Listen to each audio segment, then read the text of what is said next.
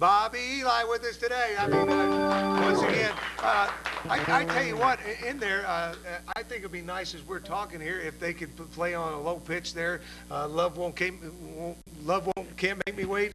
You guys got that? I don't know what artist that was that did this particular. Is this Major Harris?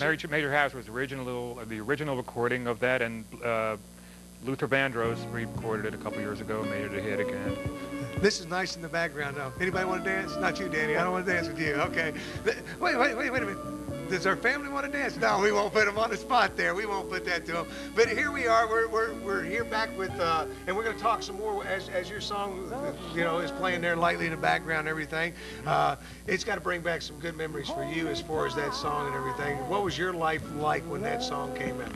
I mean, as far as you got to be hot man on the streets. I mean, boring. You got to be telling ladies. Am I right? You got to be out there telling ladies, "Hey, man, I wrote that song. I wrote it for you. I was thinking of you when I did that." Actually, it's been done, but my love life was probably at an all-time low at the time. So it sort of had a reverse reaction. I'm just kidding. It's a lot of fun. Major Harris actually conceived his firstborn son on that record. And he's about on the record, on the actual vinyl, That's why it came out so powerful. I knew there was something behind that, but his firstborn came during the release of that record. He's 98 now, by the way. So, can I tell you? Yeah, but you go all the way back, and you're going. Let's get back before this. Really, the '70s kicked in and stuff, and you talk about the Blue Notes. You tell me they're playing at your house? Yeah, what happened was Harold. They were playing in my house. Someday somebody's going to say that about you, Rob. Trust me. Stay at it long enough. Sure. Someday somebody's going to say, "Yeah, Rob used to come by my house." Dave, I don't think it's going to happen with you. So you just got to hang out. But let's go back to the Blue Notes. Yeah, what happened was Harold Melvin used to live in the immediate area. And he had there were a different set of Blue Notes at that particular time. And Harold, in the heyday of the Blue Notes as we know them, Harold was probably the only original member. And there were some older guys at the time who drank a lot of wine.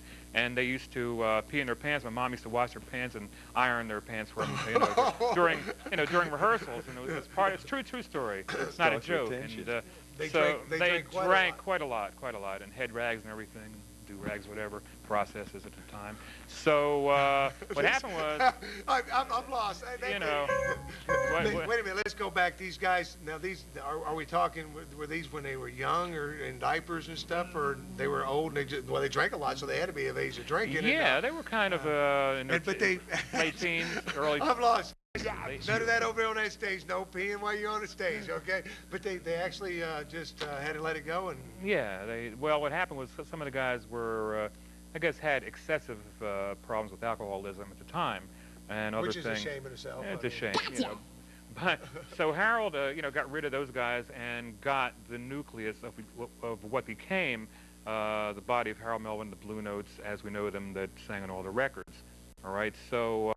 So they sort of got their, cut their teeth right there at 32nd and Diamond is where I lived, in great big beautiful North Philadelphia and everything. So right after that, before that, actually you had groups like the Dream Lovers, the Intruders, Fat Johnny and the Philadelphians, just kind of a left field one.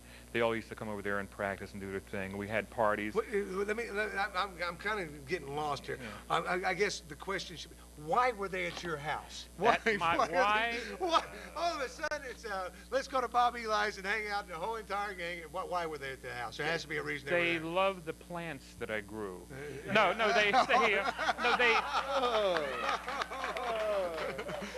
At that time, yeah. No, at that time. What happened was I was very young. I'm done. It's over with. I was very young at the time. I was about 13, 14 years old. And I just gotten my first electric guitar for my bar mitzvah. So really, like the next day, they got the word, and that you just got a guitar. Yeah, but I was awful. I was the worst. But they thought, yeah, man, this guy's got a lot of feeling, man. They heard me like blocks away, man. Like I was like cranked it with like an 11 or 12 or something. There's only a little amp. Now they were much older than you, I take it. Much. Yeah. I know. No, they were winos and stuff. I mean, and they were. So they had to be, you know. We're done.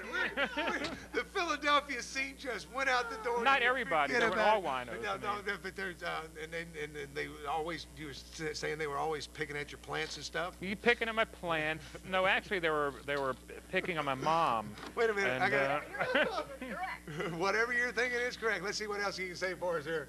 Say, I wish I'd thought of that. That's what I said. You can get these Yes Men at the Map Store. Bobby Eli want to know where to get at the Map Store here in Wilmington, Delaware. That's where you can get them. It's called the Map Store. Am I getting that right? The Map Store, and that's where you can pick those up. And of course, this is Whipping Boy. Now, this is somebody like I like to hang around with, because he just, no matter what. Well, he's done. Never mind. Let's go back and talk about the plants some more. No, I can't believe this. But but actually, one more little anecdote concerning that particular abode. The room that everybody practiced on was on top of a drugstore, right?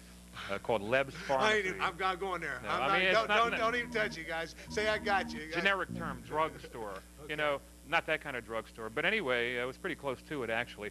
But anyway, what happened was the drugstore was in the corner, and my house was connected to the drugstore. So every time there was a problem with dance routines, Mr. Lev, the owner of the drugstore, used to take a broom and, Eli, cut it out, you know, and they were doing their steps. He was, you know, cut it out. It was great. It was wonderful.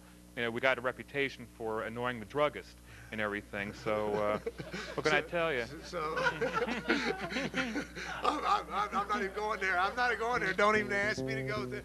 The Agrida family. Is that get that right? Agrida? Yeah. I get it close. Say it for me. Agrida. Okay, whatever. Okay.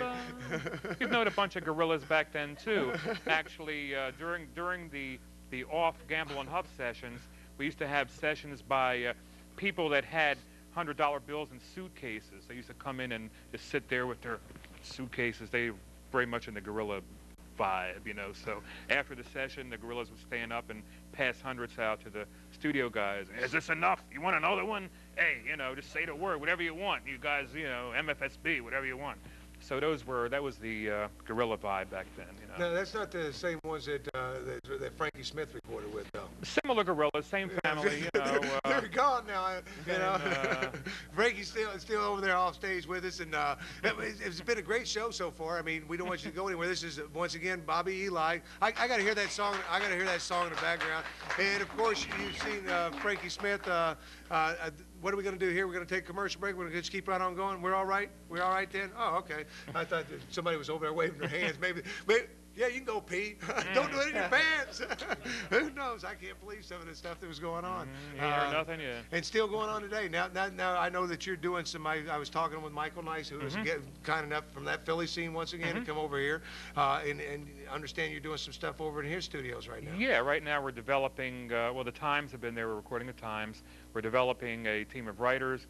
We're working on a multi-ethnic group called Q Factor, who are going to be tied into a new show that Mike is working on at this time. And we're also talking to Blue Magic, who did Sideshow, one of my songs, Sideshow. So we're resuscitating their careers. We have the Iron Lungs in the back room waiting for them to come in. And, you know, so we'll see what happens. Yeah, well, you've got, I know a lot of these old guys are starting to come back. And the clothing's coming back a little bit now. And they're starting to wear the 70s disco style. Yeah, we started to go that route tonight, but we couldn't find anything on the racks and all. But it's the 70s. I'm telling you, what good. A lot of plants growing at that time. A lot of plants, better plants, actually. Yeah, I can't even go there anymore. I can't even do it anymore. It's been great. This has been great, but just to be sitting here, I mean, you've worked with artist Rod Stewart. Yeah, David Bowie. We did Young Americans and Fame. That's what I was wanting you to perform for us tonight while you were here. No. David Bowie's Young Americans, that was a big hit for him. Yeah, did that one. We did... we did Elton John. Elton John. I mean, you name them, the Spinners. Now, you did something with the Spinners. Now, what was that? We did Mighty Love, Love Don't Love Nobody, Ghetto Child. Once, God, I can't even think of the time. I'm like befuddled here. Yeah, but One of a Kind Love Affair. That one. Yeah, but what an exciting time. I mean, just to be over there in that scene. Yeah. And it's starting to come back. I see like Frankie Smith just put out his what do you call that when you put out another disc? I mean, Reissue, remake. Yeah, remake and type of deal, and did a little bit different, more for the sounds of today, I guess. Oh, yeah. Are you doing the same thing with some of the artists? That's Oh, yeah, very much so. Yeah, we're keeping a little bit of the flavor of the 70s and sort of using 90s drum sounds, keyboard sounds, or whatever, trying to fuse the two together. Any chance of KC and the Sunshine Band again? Or I don't know about that one, those. Do it for us, Rob. You got it. Do that kid, KC and the Sunshine. But I guess when you're going back and you're talking about the spinners, I mean, that had to be. I mean, I'm just sitting here thinking. I mean, some of the artists that you've worked with are legends. I mean, these are rock and roll Hall of Famers. There's no ifs, ands, and buts. They're going to be going in there. I didn't even get a chance to see some of the artists that you had the opportunity to work with. They're not. I guess are more and more of them coming back onto the stuff like that? Yeah, now? very much so. Yeah. As a matter of fact, Delphonics, who I worked with back then, just got signed to Sony. They got a brand new deal with Sony, and they'll be coming out soon. Any again. chance of the original Blue Notes? Well, when I say the original, I'm talking about the winos who used to hang out at your house. Them guys, I don't know about all. They work for Manischewitz now, I think. Yeah, but as far as original Blue Notes, could do anything? Or? Well, Harold Melvin recently had a stroke. And matter of fact, they're having a benefit for him February the 24th in Philadelphia. A lot of the major acts are going to be there. Luther Vandross, Patti LaBelle, all the Philly acts and everything are going to be there. Well, for something like that, I guess he needs the medical bills. Doesn't take long for him to pile up and so forth. So benefits to help him out and everything. And I wish we had the opportunity to have you perform. I mean, I didn't realize that you actually were still doing some of that. I guess you still are. I mean, once you're into it, you're going to stay into it. Yeah, I mean, I prefer being behind the scenes, though. You know, it's kind of what I love the best. Yeah. And, well, we really appreciate you coming over here and giving some insight to some of the things that go on in the business. And the main thing we're trying to do is, how do you get started as a young artist? I guess you just keep plugging away until you finally hit one. Keep plugging away. I mean, expect rejections. Rejections are part of the game. Never give up. You know, there are a lot of people that give up after one turn down, but somebody just around the corner might say, yeah, it's great, after somebody else said it sucks. Somebody else might say it's great, and you know, henceforth the start of a major career. You know, it's been, you know, people used to turn my stuff down all the time, even songs that became hits. You know, so you just can't give up. No, you just got to keep pumping it out there, and that's what we try to tell them as we do this show each and every week. If it doesn't matter if you're going into acting, if you're going into whatever you're going into the entertainment business, it's a cutthroat business. It's a tough business. I mean, it constantly goes. I mean, I'm sure you've had your throat cut a couple different times. There's some bitterness there on some situations, and but all you can do is just pick yourself back up, dust yourself off, and go on once again. But fantastic. I mean, on the song that you wrote, The Love Can't, I mean, people will be talking about that. That's still played today. And people are still talking about recording that. Now, what's the hottest with that, latest with that, I should say? Well, like I said before, Luther Vandross recorded it on his Any Love album and on his Best of Luther album, and I've just got the word that... Yeah, I don't know if they're telling us they're going to play the album, or they want us to go to commercial break, or they want us to cut. Is that the end of the show? Is that what you're telling us? I want you guys to once again put your hands together for Mr. Bobby Eli here. I mean, fantastic. I really appreciate you coming out and doing this with us tonight. The Agria family, Agria family right here. They're with us. Frankie Smith. Until next week, this is Tim Qualls in the Around Town Live Band.